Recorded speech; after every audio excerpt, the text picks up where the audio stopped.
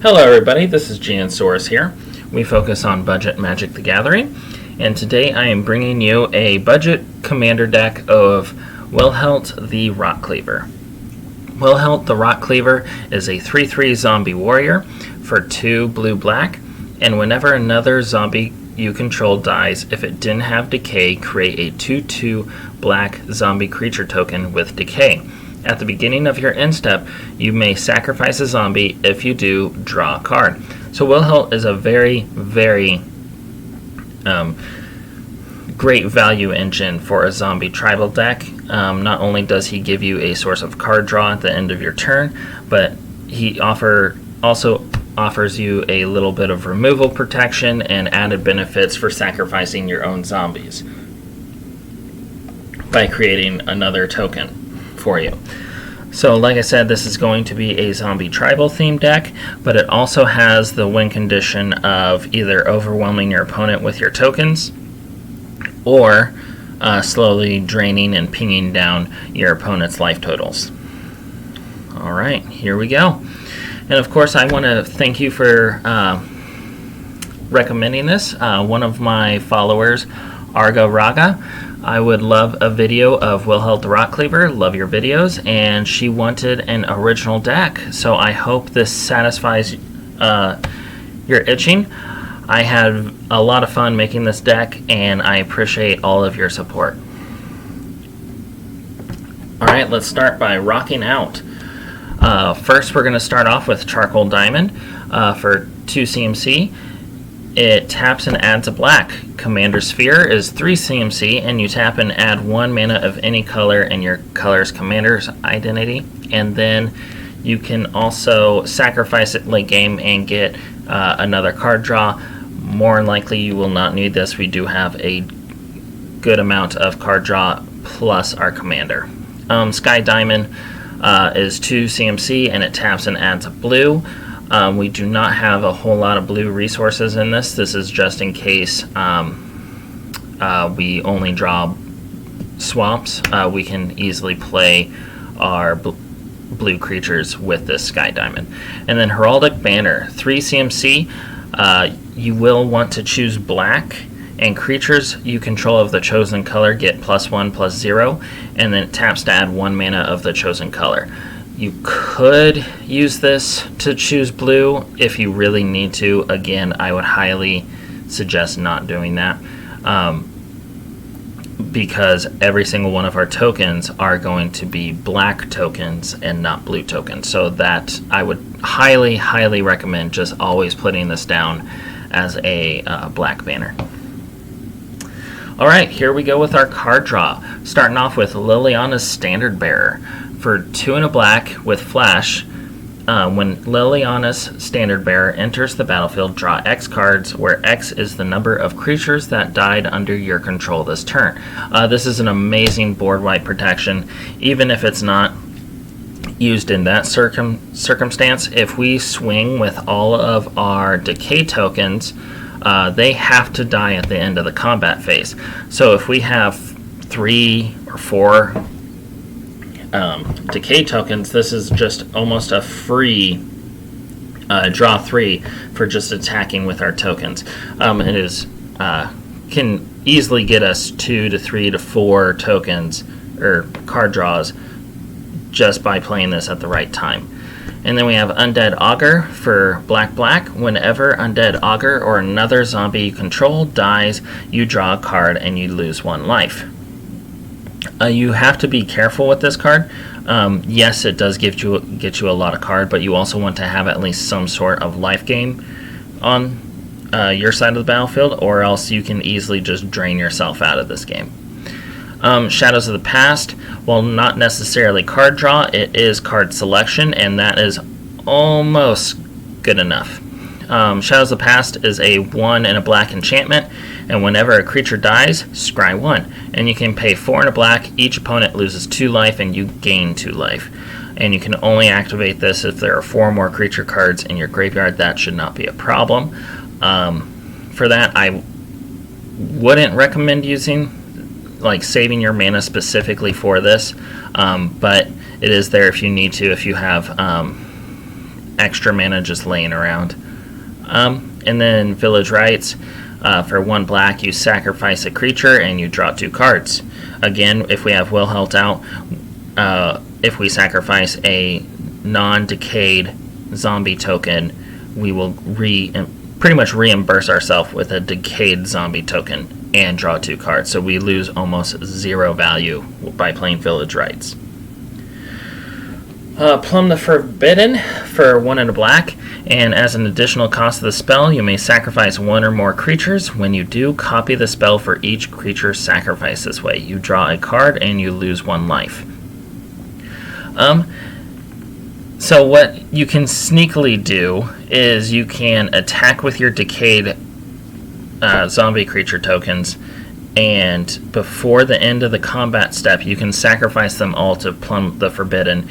And not only were you able to get your attack step off, but you were also able to draw 2 or 3 cards just off of an attack step with your decayed tokens. It's a very powerful draw effect. I highly recommend this one.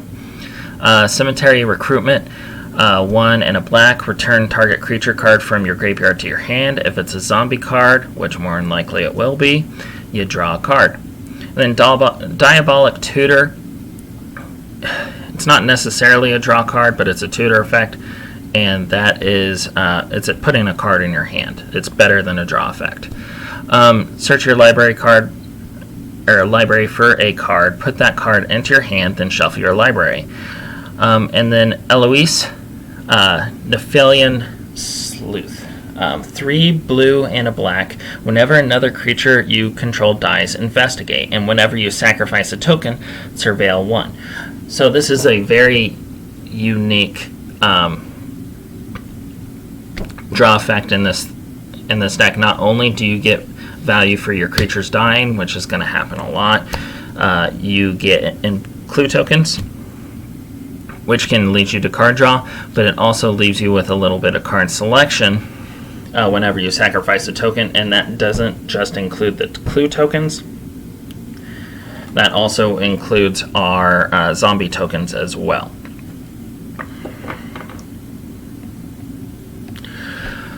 And here we go. We're going to start with O Lords. Blade Stitched Scab. For blue and a black, other zombies you control get +1/+0. Cemetery Reaper. For 1 black, other creatures you control get +1/+1. And then you can pay 2 and a black and tap and exile target creature card from a graveyard. Create a 2/2 black zombie creature token. So this is not only a Lord, it also can do a little bit of graveyard hate if we happen to go against a reanimation deck. Death Baron. For 1 black, skeletons you control and other zombies you control get +1/+1 and have Death Touch. This is a very great Lord to have in this deck. And then Death Priest of McCruel. 2 and a black, skeletons, vampires, and zombies you control get +1/+1 at the beginning of your end step. If a creature died this turn, you may pay 1. If you do, create a 1/1 black skeleton creature token. While it is not a zombie factory, it is at least gives you a few other tokens to work with, to sacrifice if you really want to.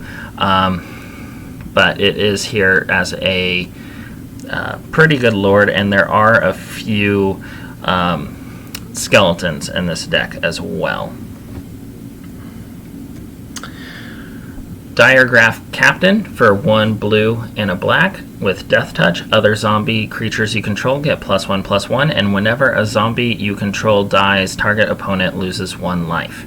So this is one of our first ping effects, not only as a Lord, so this is an extra strong card for us. It is just kind of hits all the bases that we really need for this deck. Internal Skylord. For 4 and a blue. When Internal Skylord enters the battlefield, amass 2, and amass tokens are a zombie creature token. And then zombie tokens you control have Fly. So this gives you a lot of evasiveness off of all of the creature tokens that we are eventually going to have. Gleaming Overseer. 1 blue and a black. When Gleaming Overseer enters the battlefield, amass 1, and zombie tokens you control have hexproof and menace. So this makes our tokens harder to remove, harder to block, and can possibly be flying. So that it's just a lot of added value. Liliana's Devotee. 2 and a black. Zombie creatures you control get +1/+0. At the beginning of your end step, if a creature died this turn, you may pay 1 and a black. If you do, create a 2/2 black zombie creature token. Not only is this a lord, it's also a creature factory, and the key here is that they're not decayed zombie creature tokens. So if you sacrifice one of these creature tokens to Wilhelt, you respawn with a normal. You can pay two mana, get your normal creature token back, and then get your decayed creature token and draw a card. So it's a very, very great way to provide added value in this deck. Lord of the Accursed, 2 and a black. Other zombies you control get +1/+1, and you pay 1 and a black and tap it. All zombies gain menace until end of turn. So this could be a very great way to alpha strike someone. We are going really wide with this, and we are having a lot of lord effects, so this can create a lot of instances where our opponents have to make a lot of miserable blocking choices. Horde Wayne Scab. 4 and a blue. Flying. Other zombie creatures or other zombies you control have flying. Whenever one or more zombies you control deal damage to one or more of your opponents, you may draw cards equal to the number of opponents dealt damage this way. If you do, discard that many cards. Now, I'm not the biggest fan of looting just because I'm not a fan of discarding my own cards, but it does, in certain situations, give you a lot of extra value. And just making all of our zombies, not just our zombie tokens, have flying is a very great lord effect. Tomb Tyrant, 3 and a black. Other zombies you control get +1/+1. For 2 and a black, you can tapping, you can sacrifice a creature, return a zombie creature card at random from your graveyard to the battlefield. Activate only during your turn and only if there is at least 3 zombie creature cards in your graveyard. Again, that should not really be a problem. And you can hopefully get a very key combo piece, but it is random, so it gives you a little bit of extra value, especially when you can just sacrifice a token. Vizier of the Scorpions, 2 and a black.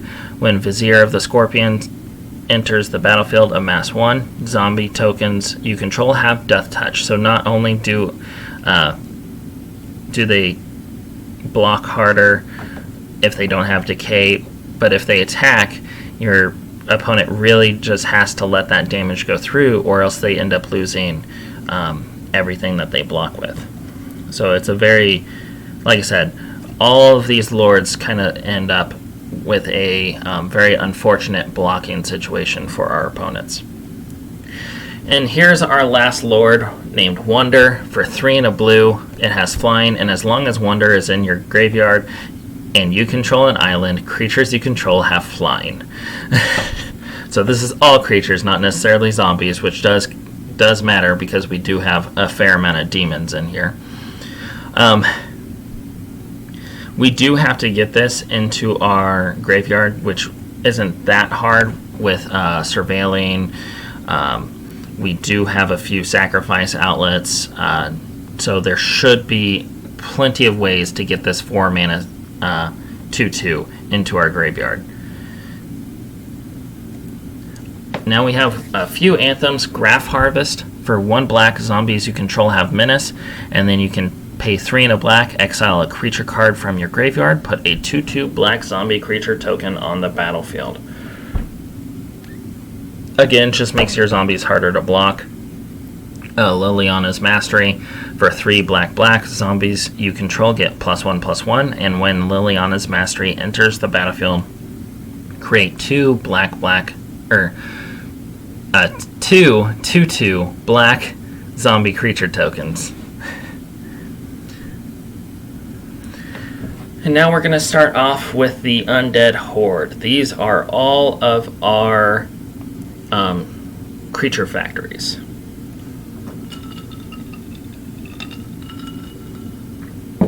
Alright, we're going to start off with Cleaver Scab for 3 and a blue. You can pay 3 and tap, sacrifice another zombie, create 2 tokens that are copies of the sacrificed creature. This just gets us added value. This can get us an extra Lord if we really want it to. We can get some of our bigger creatures as well. It's just a very great way to spread our board and possibly even pump our team, or maybe get an enter the battlefield trigger. It just has so many utility options. Death Tyrant, 4 and a black. Whenever an attacking creature you control or a blocking creature an opponent controlled dies, create a 2/2 black zombie creature token. And then you can pay 5 and a black, return Death Tyrant from your graveyard to the battlefield tapped. So not only is this recursive, it also just provides us with an absurd amount of value because all of our decay tokens count for this. So not only are we replacing our decay tokens, we're also getting our, with normal zombie tokens, anything that blocks and just happens to die, or anything we attack with just happens to give us extra value. So this is arguably one of the better cards in the deck. Diregraph Colossus for 2 and a black. It enters the battlefield with a +1/+1 counter on it for each zombie card in your graveyard, and whenever you cast a zombie spell, create a tapped 2/2 black zombie creature token. So this gives us a not only a creature factory in the early game, but if we happen to play this late game and we have a few zombies in the graveyard, at least it comes out as a bigger creature factory token, so no one can just shock it. Limduel the Necromancer, 5 black. Whenever a creature an opponent controls is put into a graveyard from play, you may pay 1 and a black. If you do, return that card to play under your control. If it's a creature, it's a zombie in addition to its other creature types. So, and then it also has to pay 1 and a black to regenerate target zombie. So this is not a zombie, obviously, but it does provide us with extreme value in case someone happens to lose a key creature from their deck. We can easily get it with 2 mana, and we can end up having a absurd zombie on our side. And since it's not a token or anything like that, we can sacrifice it and get extra value out of it that way as well, and possibly get our 2/2 decay token. So it just has a lot of utility, and people will probably want to use their removal spells on this instead of your commander, just because of how intimidating this can be. Newsgraph Mob, 4 black. Newsgraph Mob enters the battlefield with 5 +1/+1 counters on it. Whenever a player casts a spell, remove a +1/+1 counter from it. If you do, put a 2/2 black zombie creature token on the battlefield. So this will just get us 5 tokens throughout its life, and we can potentially sack it if we really need to. But the main thing here is it's just a token factory. Overseer of the Dam, 5 black. With flying, whenever Overseer of the Dam enters the battlefield, you may destroy target creature, and whenever a non-token creature an opponent controls dies, create a tapped 2/2 black zombie creature token. So it comes in the field, and at minimum it gives you 2 bodies. It gives you the 5/5 flying, and at minimum it gives you a tapped black zombie creature token. But every single time a creature an opponent controls dies, you just get a 2/2 black zombie. Can very quickly get out of hand. And then Dread Horde Invasion, 1 and a black. At the beginning of your upkeep, you lose 1 life and amass 1. Whenever a zombie token you control with power 6 or greater attacks, it gains lifelink until end of turn. Now, normally you see this with just a bunch of amass effects, and you eventually get 1 solid token that has lifelink. But with how many Lord effects we have in this deck, this could easily trigger on not only our decay tokens, but our other zombie tokens as well. So it can potentially get to the point where all of our zombie tokens have lifelink, depending on how many Lords we have. And then we have Open the Graves, 3 black. Whenever a non-token creature you control dies, create a 2/2 black zombie creature token. So if we are sacrifice a normal zombie, which there are a few zombies we do want to sacrifice, not only do we get a 2/2 decay token, we also get another 2/2 non-decay token as well. So it just provides us with so much added value. Reflections of Littjara. 4 and a blue. As Reflections enters the battlefield, choose a creature type. We're going to choose zombie. And whenever you cast a spell of the chosen type, copy that spell. We don't have a whole lot of legendary zombie creatures, so this we mostly don't have to deal with the legendary rule. This obviously is a very, very awesome factory engine for us for that alone. And then Endless Ranks of the Dead, 2 black. At the beginning of your upkeep, create X 2/2 black zombie creature tokens, where X is half of the number of zombies you control, rounded down. Okay, so where to begin with this card? This is just an insane card. We normally will have at least, at minimum, like 3 zombies on the field. So at first that only gets us 1 token, and then next turn comes around, we have 4. Now we get 2 extra, just free tokens, and it's just an absurd amount of value throughout the game, and people will really get annoyed with this card with how frequently it just slowly just ramps up. And then Rise of the Dreadmarn, 2 and a black, create X 2/2 black zombie berserk creature tokens, where X is the number of non-creature tokens or non-token creatures that died this turn, with foretell 1. So obviously we'll want to foretell this in the future and just hold it back. Just wait for a board wipe where you have to completely reset, and then you play this for 1 mana, and you pretty much recover your entire board number-wise. The only sad thing is does not count non-token creatures or token creatures, so all of your decay zombies don't count for this, and neither do your normal zombie tokens as well. And then Crowded Crypt, 2 and a black, and you can tap it and add a black, but whenever a creature you control dies, put a corpse counter on Crowded Crypt. For 4 black, you can tap and sacrifice Crowded Crypt, create a 2/2 black zombie creature token with decay for each corpse counter on Crowded Crypt. So this is a mana rock. It does give you a kind of a board wipe protection.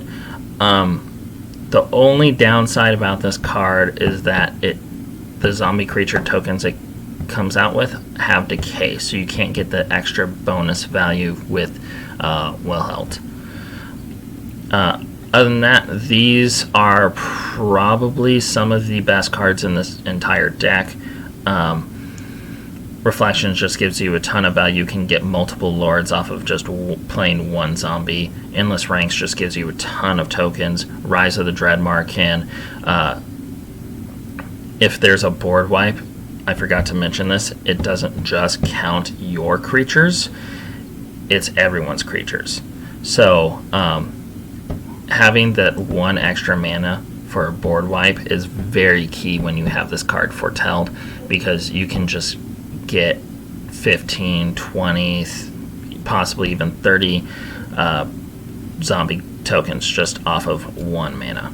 And then Crowded Crypt, we're going to have a lot of creatures dying with how many sacrifice outlets we have, with how many decay tokens we have. We are just going to have an absurd amount of counters on this, and we can easily get, if this artifact stays around, we can easily get 10, 15 tokens just off of this. Alright, Dreadhound. We're starting with our ping effects. So Dreadhound is a 4 black demon dog, and whenever Dreadhound enters the battlefield, mill 3 cards.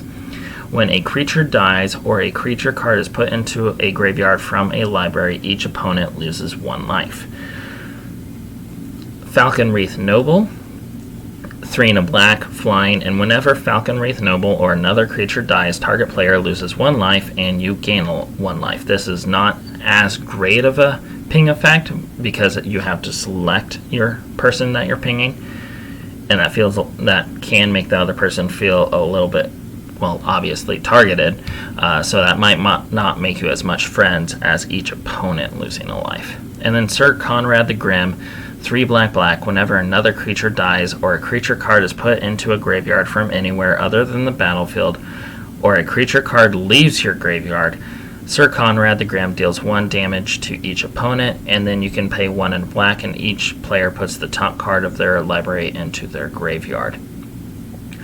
So there's a lot going on here. You can ping them for so many different things. Whenever one of our decay tokens dies, or whenever Dreadhound happens to mill someone, or if someone's playing a mill deck, or if you have reanimated one of your key creatures, that is also a very, very sneaky way to get 1 more damage in there.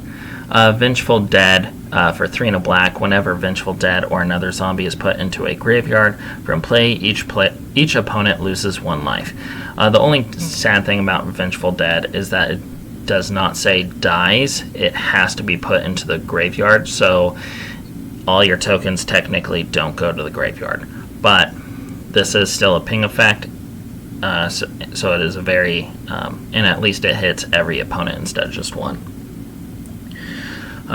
Zulaport Cutthroat, 1 and a black. Whenever Zulaport Cutthroat or another creature you control dies, each opponent loses 1 life and you gain 1 life. So, luckily this one hits our tokens. It's a very great card. You will see it in a lot of sacrifice outlets. And then here we go. Bastion of Remembrance, 2 and a black. Whenever Bastion of Remembrance enters the battlefield, create a 1/1 white human soldier token. Whenever a creature you control dies, each opponent loses 1 life and you gain 1 life. So this has the slight benefit of not only giving you a token to block with or sacrifice, it also gives you a little bit of life gain to offset some of our life pain effects. And then we have the gold standard of ping effects, Gary, Grey Merchant of Asphodel. 3 black, whenever Grey Merchant of Asphodel enters the battlefield, each opponent loses X life, where X is your devotion to black, and you gain life equal to the life lost this way. Not only does this give you a huge life gain, but as you can see, a majority of our permanents have black mana value. So this will have hopefully have an absurd amount of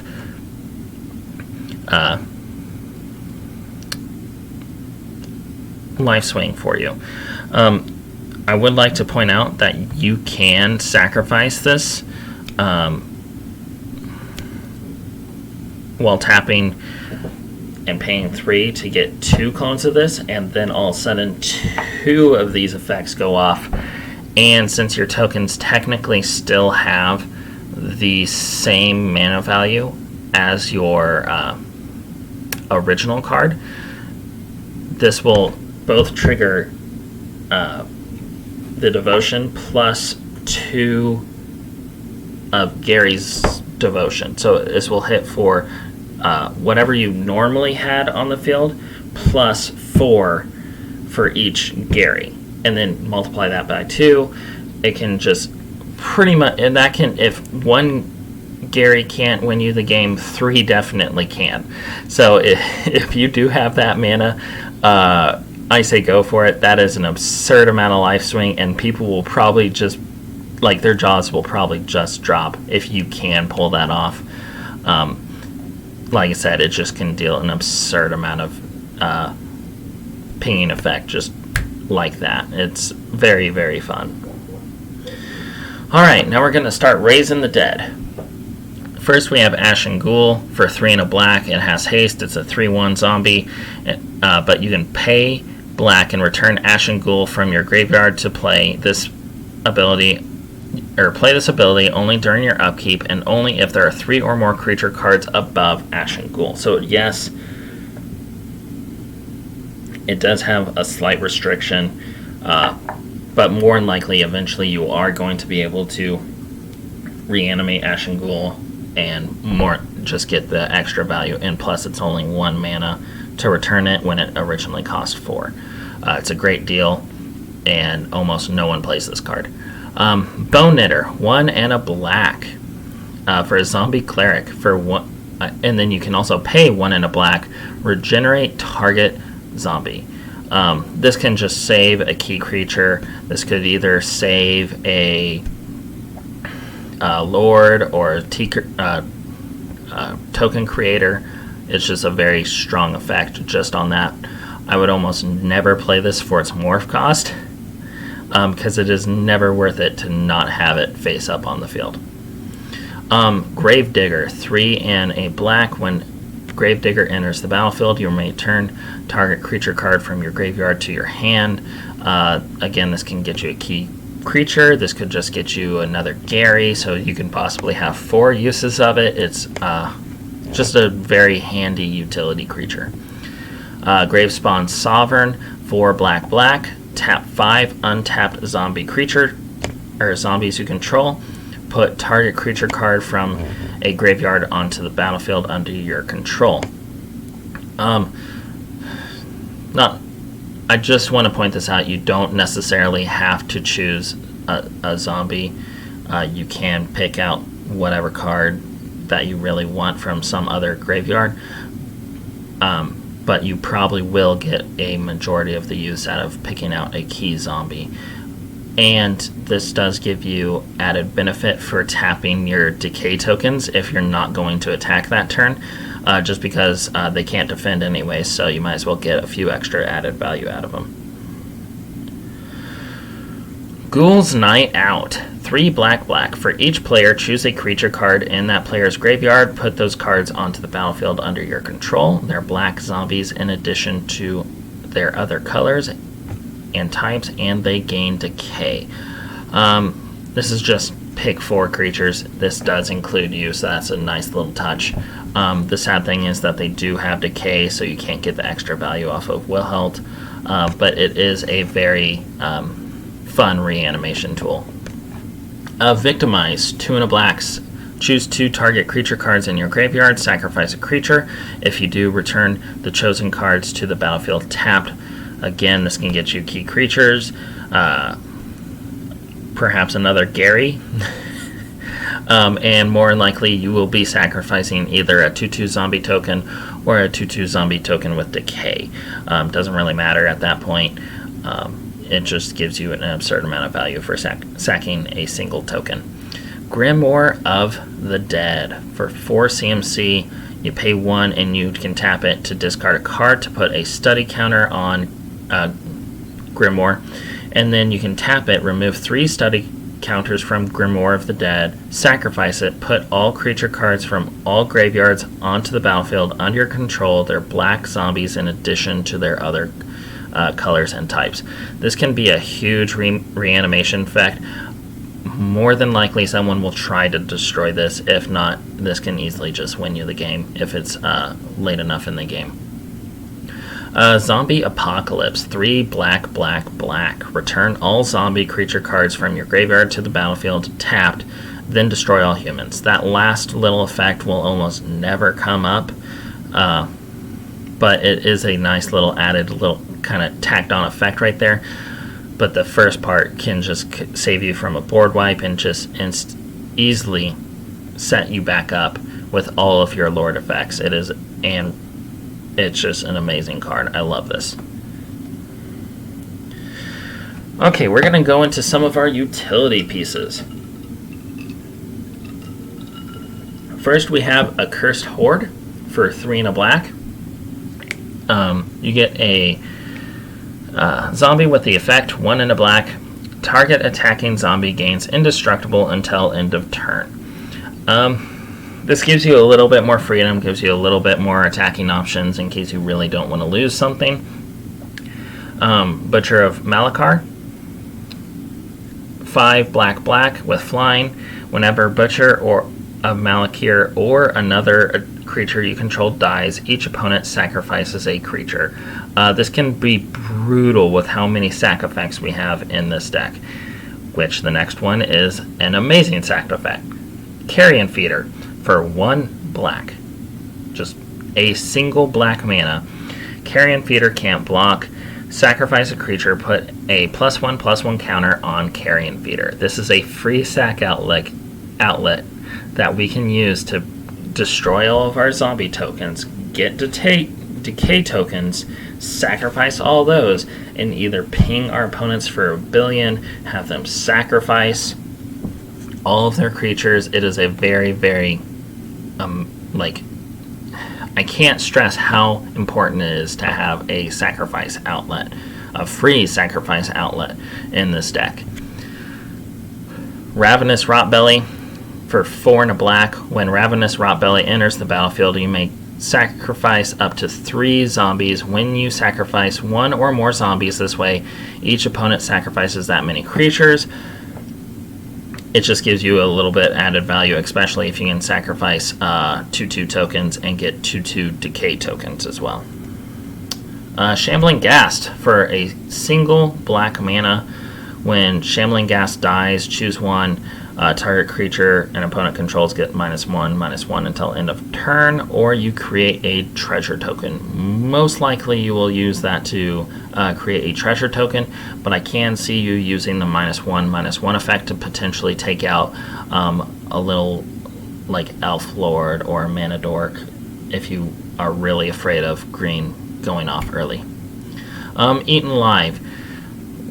1 black. That's all. As an additional cost to this spell, sacrifice a creature or pay a total of 5 CMC. Exile target creature or planeswalker. You will be sacking a token for this. This is just not only great exile removal for a creature, but it's also a planeswalker. We do not have a whole lot of planeswalker hate in this deck, so it's very important to have this card.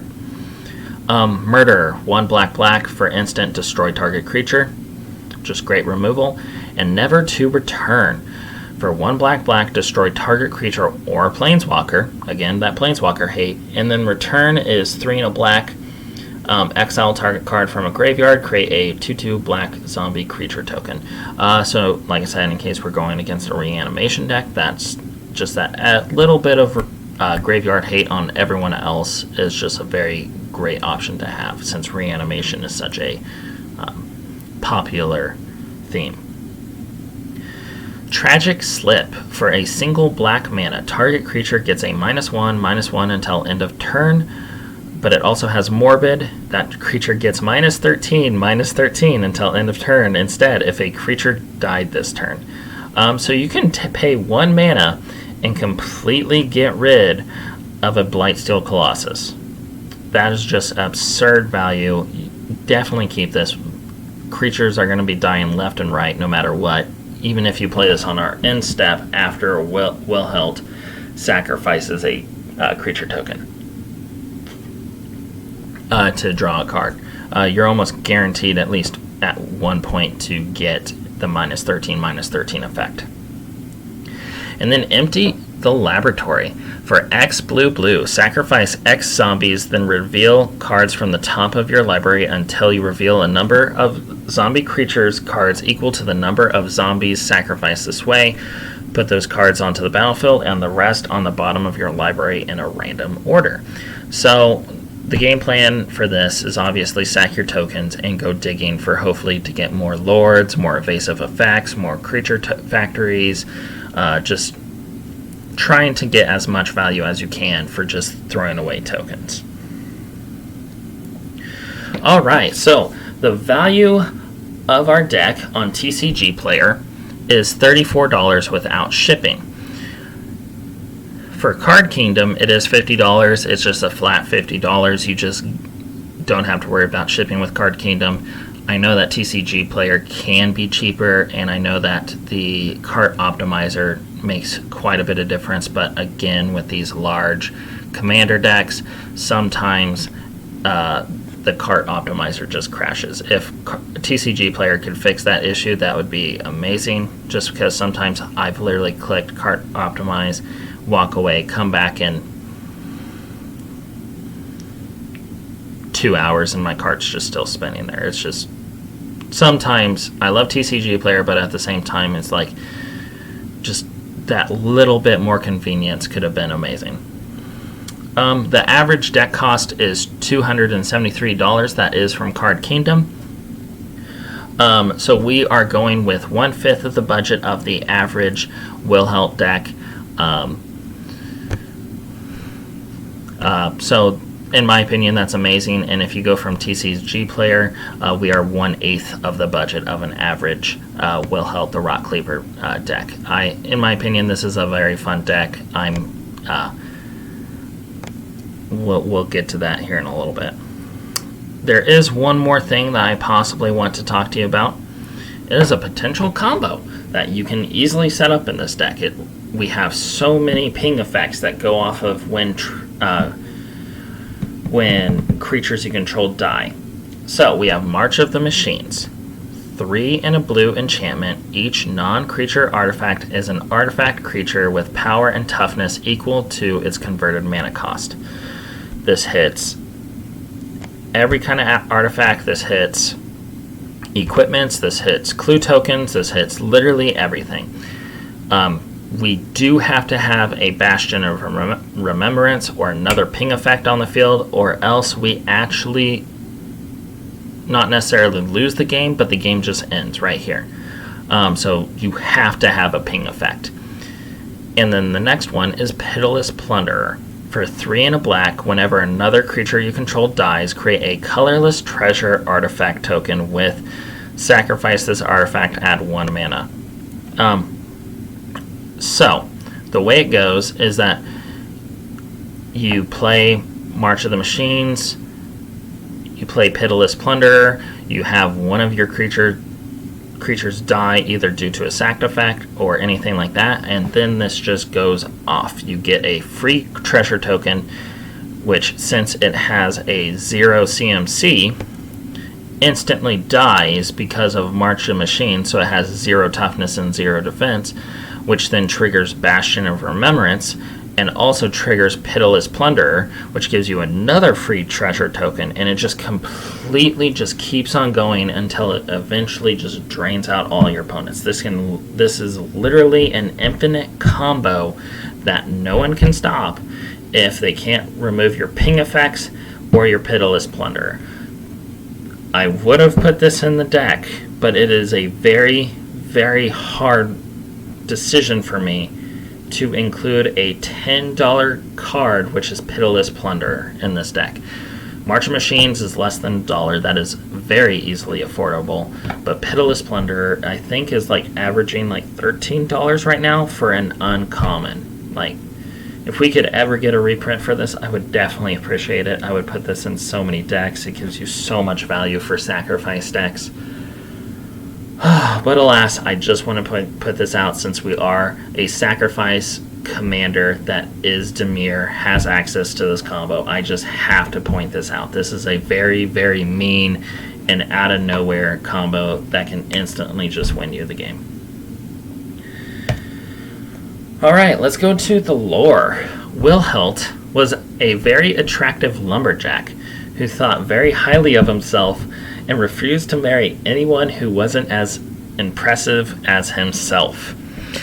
He fell in love with Gissa, like love at first sight. The instant he saw her, he fell in love, asked her to marry him. She refused him, and this is the very first time that he ever got rejected.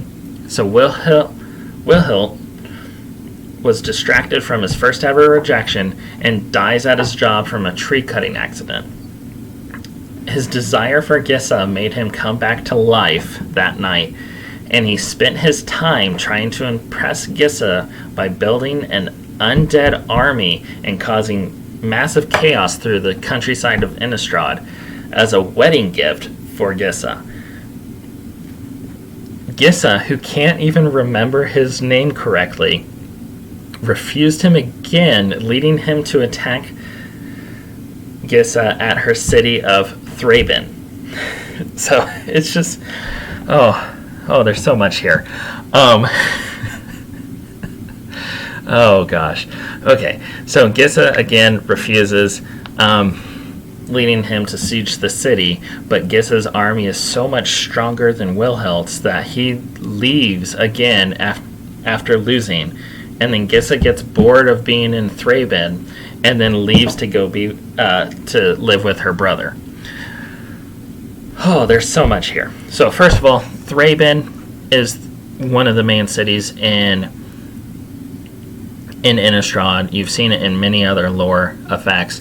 It was actually abandoned after the siege by Emrakul and Nahiri during Eldritch Moon and Shadows over Innistrad block. So it is a very dead, ruined city. Gisa lives in the biggest unbroken down building with an army of undead servants. The top picture is obviously Thraben, and the bottom picture is obviously Gisa. I was not sold on this deck the entire time I was making it, and I was just lacking inspiration, and I looked at his lore, and it made me fall in love with this character so much. It is so ironically funny, and I just love it. I love how he is very snooty, to say the least, and falls in love with someone who is so uncaring that he will never have a chance. And it's just very ironic. Just, I could not stop smiling the entire time I was reading his lore, and that just kind of gave me the kick in the pants I needed for this deck tech. I love this character, and I probably will be buying, probably will be keeping this deck just because of the character. I absolutely love this little bit of irony. Grade A character design right there. Alright, so I just want to again thank you guys so much for watching. Link will be in the description for the deck tech. I hope I did this card justice. The thing that I also love is that in Wilheldt's art cover you can actually see he is using a lumberjack axe. Just wanted to point that out, that little bit of extra character flair on that. Again, this is Ben Jansaurus. Guys, thank you so much. If you have any recommendations, any likes or comments or critiques, I am more than happy to any criticism. Thank you guys so much. I appreciate everything that you guys do, and I will see you next time.